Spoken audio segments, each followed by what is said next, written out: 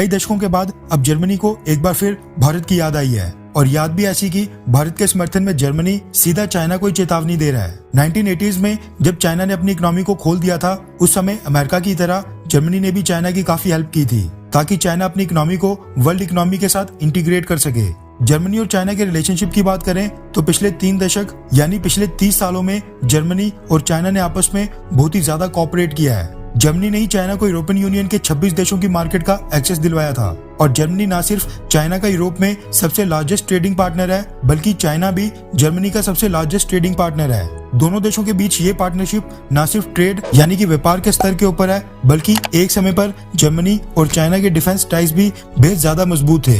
एक रिपोर्ट के मुताबिक जर्मनी की 48 यूनिवर्सिटीज चाइनीज इंस्टीट्यूशंस के साथ मिलकर मिलिट्री रिसर्च का काम करती हैं, और फिर इसी रिसर्च वर्क को चाइना अपने हथियारों की डेवलपमेंट में यूज करता है। ये तो हम सब देख रहे हैं कि चाइना की नेवी आज बहुत ही तेजी से ग्रो कर रही है, और आपकी जानकारी के लिए बता दूं कि जर्मनी कई दशकों से चाइना को नेवल शिप्स और सबमरीन्स के लिए इंजन और प्रोपल्जन सिस्टम सप्लाई करते आया है। रिसेंटली जर्मनी ने इसके ऊपर रोक लगाई थी, लेकिन कई सारी इन्वेस्टिगेटिव रिपोर्ट से खुलासा हुआ है कि जर्मन कंपनीज आज भी चोरी छुपे अपनी टेक्नोलॉजी चाइना को बेच रही हैं। इसलिए चाइनीज नेवी इतनी तेजी से एक्सपैंड हो रही है। इसके ऊपर कई सारे जर्मन थिंक टैंक्स का कहना है कि जर्मनी चाइना के साथ इतना ज्यादा कोऑपरेट इसलिए कर रहा था क्योंकि जर्मनी को उम्मीद थी कि डेवलपमेंट के साथ साथ चाइना का पॉलिटिकल सिस्टम बाकी इंटरनेशनल वर्ल्ड ऑर्डर की तरह और भी लिबरल होते जाएगा।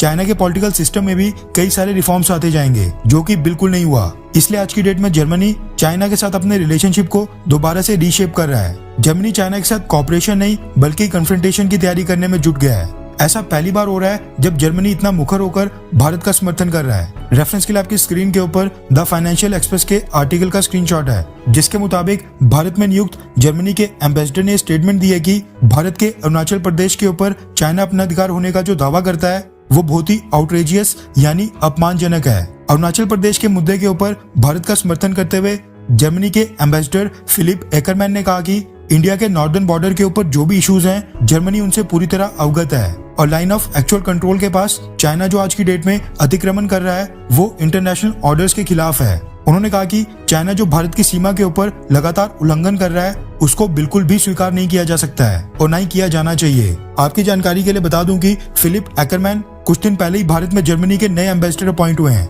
और पिछले कल वो भारत में अपनी पहली मीडिया ब्रीफिंग कर रहे थे, जिस दौरान उन्होंने अरुणाचल प्रदेश के मुद्दे के ऊपर भारत का समर्थन किया और चाइना के खिलाफ आवाज उठाई। इसके अलावा उन्होंने रशिया यूक्रेन युद्ध के ऊपर भी बोला, लेकिन उनकी पहली प्रेस ब्रीफिंग की हाईलाइट रही उनकी अरुणाचल प्रदेश और एलएसी के इश्यूज के ऊपर स्टेटमेंट, जिनमें उन्होंने भारत का समर्थन किया। एक चीज यहाँ पर नोटिस करने वाली है कि अभी फिलिप एकरमैन का कार्यकाल शुरू ही हुआ है, और उन्होंने अपनी पहली प्रेस ब्रीफिंग से ही चाइना को टारगेट करना शुरू कर दिया है, वो भी अरुणाचल प्रदेश के मुद्दे पर, जिसको चाइना तिब्बत का पार्ट मानता है। ये दर्शाता है कि आगे आने वाले सालों में भारत को लेकर जर्मनी की एक अलग ही अप्रोच रहने वाली है। और जहाँ तक बात है चाइना के खिलाफ समर्थन करने की, तो जर्मनी आगे भी इसी तरह से भारत के समर्थन में ऐसी स्टेटमेंट लगातार जारी करते रहेगा। खैर, आपको क्या लगता है कि क्या जर्मनी के ऊपर विश्वास किया जा सकता है, हाँ या फिर ना? नीचे कमेंट करके अपनी राय जरूर बताएं।